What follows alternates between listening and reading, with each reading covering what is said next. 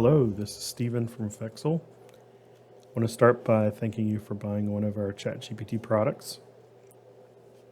This guide is going to walk you through using ChatGPT, basics of prompting in ChatGPT, and we're actually going to give you access to 75 detailed prompts that you can use to kind of get you started. You've likely bought a prompt package from us, which is specific to a particular niche that you're interested in. But this overview is going to be just how we get into ChatGPT and how we start using it.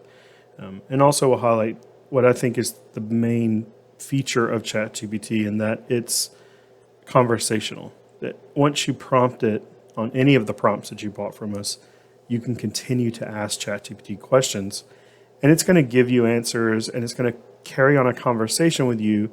It's really going to be aligned to what you need and what you want. And there's a certain way that you want to interact with ChatGPT to get the most out of it, so we're going to walk through that. Now, when you buy any product from us, the first thing you're going to see among the list of items is going to be a ChatGPT sign-up guide. It's a PDF. It looks like this, and it walks you through the process of signing up for an account with OpenAI, who is the company that owns ChatGPT. Now, in this video, I'm not going to walk through the actual sign-up process because I already have an account with OpenAI, and they won't let me sign up for another one. So if I showed you how to do it on film here, it wouldn't really be that beneficial because it wouldn't let me walk through the process. But this will show you exactly what I did when I signed up for an account. So you can see that there, and that's available to all of our customers. We're going to jump right in though, and I want to tell you about a feature or a free bonus we give away to all of our customers who purchase a ChatGPT product from us. And it's a list of 75 prompts. Now, to get to it, you just go to fexyl.com/75 prompts. I'm actually going to walk through this and show you. When you get to our website, you'll just click the banner, and then it's going to open up the prompts for you. There are 75 detailed prompts in this guide, and I want to walk through sort of the differences between these prompts and sort of different use cases for them. There are three types of prompts that we're going to cover. One is role-based, which is where you prompt GPT to act as a fill-in-the-blank. These are really popular prompts. You'll notice them in our 1,199 prompt guide and sprinkled into some of our other prompts too, because it sort of allows ChatGPT to use its expertise, which is trained on the full internet, to provide information. So role-based is really popular, and that's why it's there first. Then there's this idea of kind of a generator or fill-in prompt. And these prompts you're going to see include brackets where you can fill in your own information. So this first one here under marketing is going to say, I need a type of email. And so we might use that prompt and actually fill it in. And I'll show you how these work too. We'll walk through them. And then the third one, which is a lot of the prompts that we have for our niche, like SEO or Etsy sellers or eBay or Amazon sellers or ebook writing, these are going to be informational prompts where you're asking ChatGPT questions. The beauty of informational prompts is that once prompted, ChatGPT then can refine or fine-tune its responses based on additional prompts. So you'll notice, like with the Google search, it's a one and done. You search Google, it gives you a list of links. Notice there's a big difference there. With Google, you're just getting links, ads at the top, of course. With ChatGPT, when you ask it a question, it gives you a response, and then you can ask another question, and it remembers what you've asked and what it's answered. Now, I won't get into the full details of it, of how that works behind the scenes. One, because I don't fully understand it. I'm not an expert on that, but I have used ChatGPT enough to understand how it works and how to get the best information out of it. So the next thing we're doing is we're going to go to chat.openai.com, and it's already in my account. Now I have ChatGPT Plus. I pay $20 a month for prioritize access to ChatGPT. So in the research version or the free version, there are times where you may see ChatGPT at capacity. And so if it's free, you use it when it's available, which it's available a lot, and they're adding additional capacity. But I use it for business every day, multiple times a day. And so I signed up for ChatGPT Plus, which is $20. We're going to use the default model of GPT 3.5, which you can see today is April 20th of 2023. So it was last updated in March 23rd, so about a month ago. I'm going to go back to my prompt list, and all of our prompts are designed, first of all, they're all in Google Sheets, so you can just go to the Google Sheet, click, left click, or right click rather, on a particular prompt, click copy, and come over to ChatGPT and copy and paste. So this is one of our role-based prompts, and it's informing ChatGPT that I want it to act as a career coach. Based on my current job situation, skills, and career goals, provide me the guidance on how to advance my career or transition to a new field. So I am a teacher by trade. So I'm going to put in that I am a teacher, a high school math teacher, with aspirations to become a public school administrator. I'm going to click enter, and it's going to immediately start producing the results. And you'll notice that in this prompt, we are telling it to act as a career coach. And so it's going to acknowledge what we typed in, and then it's going to give me some steps to advance my career, gain experience and knowledge, build your network, pursue advanced education, which is important in public ed, seek out mentorship, gain experience in different settings, stay up to date with industry trends. So all of these are really important if I wanted to become an administrator from being a teacher. I'm not a high school math teacher anymore, but that's what I used to do. And these are all really good points. Now, to my point earlier, the thing about ChatGPT is that just because it's responded, it's not done. You can continue to ask questions. So I'm going to look at this pursue advanced education. So I'm going to ask it, what types of degree programs are available for public educators in the state of Georgia, that's where I live, that would lead to a leadership certification in Georgia. So I'm just going to prompt it, and it's going to spit out, again, the response. So there are several degree programs. These programs are designed to prepare educators for leadership roles in K-12, Masters of Education, so an MED and EDS, which is a specialist, a Doctor of Education, which is an ED. I actually have a Doctorate of Education from Valdosta State University, and then Educational Leadership Certificate Program. So it's going to give me information. Notice that it didn't ask me again what I was or what I wanted to do, or it's just using this information, and I can continue to have a conversation with it. And that's one of my biggest points of advice when you use ChatGPT, is that you have to think of it as a conversation where you're talking to an expert. Once you prompt ChatGPT to be something or to give you information on a topic, it's now the expert, and you can ask it questions and have it alter the results to give you better, to give you more information, or to change the information that it's already given you. All right. Now we're going to go on the next type of prompt, which is our generator fill-in. And I'm going to choose this personal finance one. And I'm going to copy it. I'm going to come back to ChatGPT. Now, I suggest, since we've had a conversation here about education and becoming an administrator from a teacher, I'm going to come up here in the upper left-hand corner. I'm going to click New Chat. And this sort of starts the model over, or starts a new conversation. So you can kind of think of these as maybe like your text message conversations where you're texting different people, because you're enabling or enacting ChatGPT to be different types of experts, or to give you different types of information. So I open a new chat here. I'm going to copy and paste my personal finance or my financial advisor question. And I do like already that it's going to give me the key factors to consider between a traditional IRA and a Roth IRA. I'm going to put, because I'm in education, we don't have IRA. We can buy a personal IRA, but here at work we have a 403B, or if you work for a government entity, you put in a 403B or 457.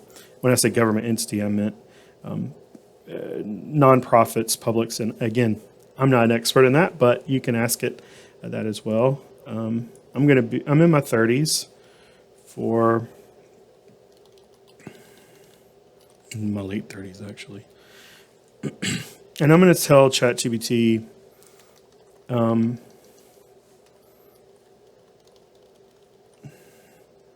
going to tell it that I make $50,000,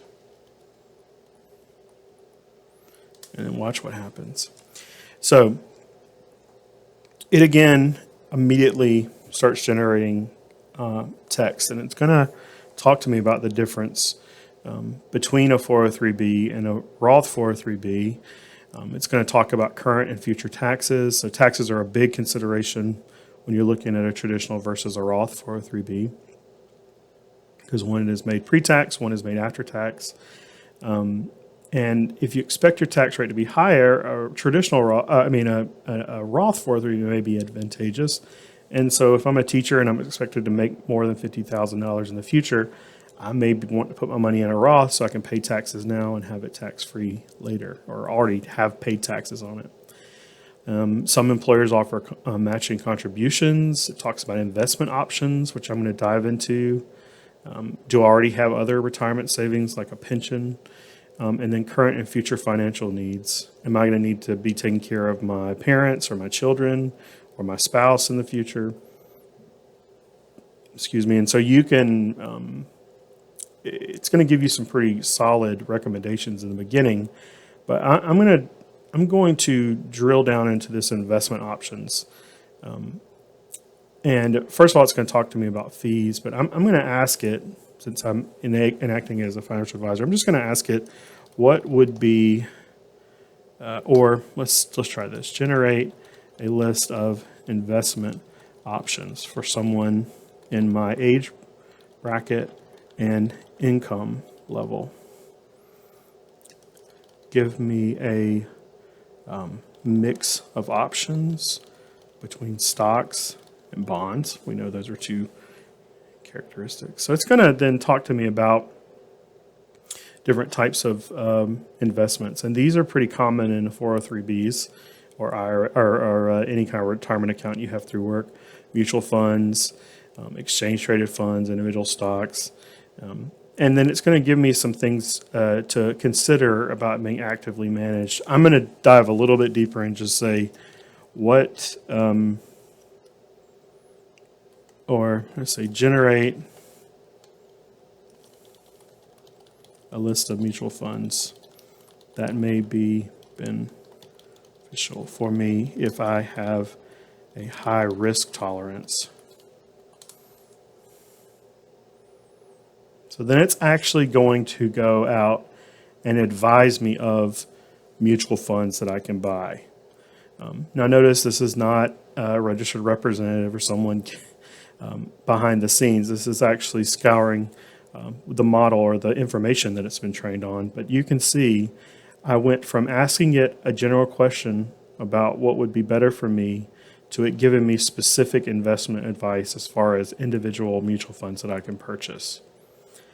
This is pretty powerful, and you can see can give a lot of information just off of one simple prompt from that generator or fill-in category. The final category is going to be informational, where it's really going to just generate information for you to consider.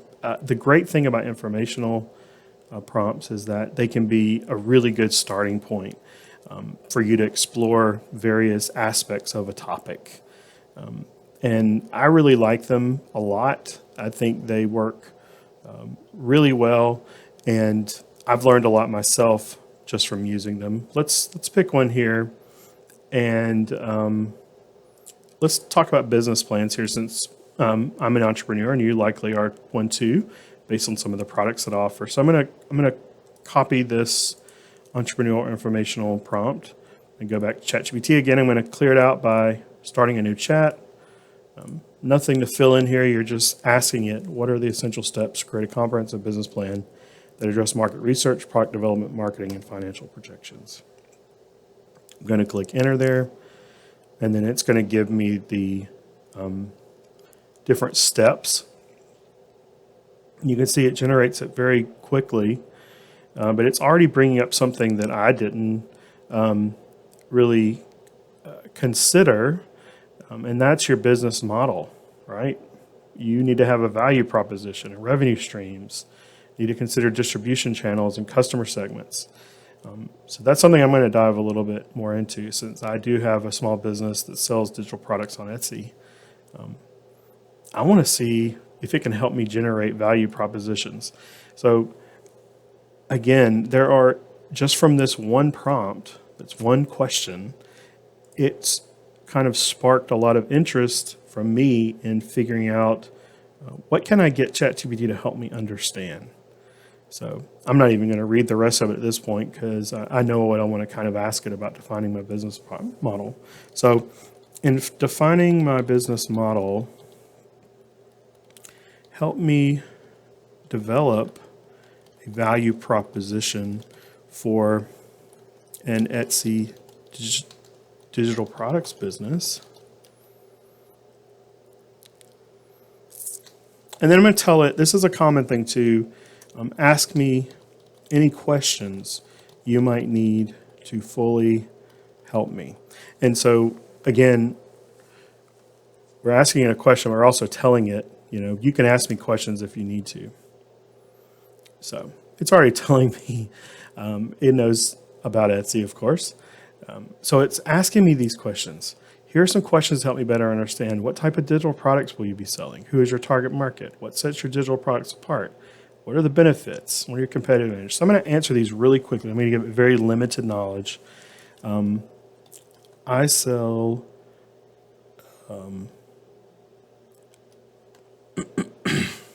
collections of ChatGPT prompts that help entrepreneurs in their business ventures.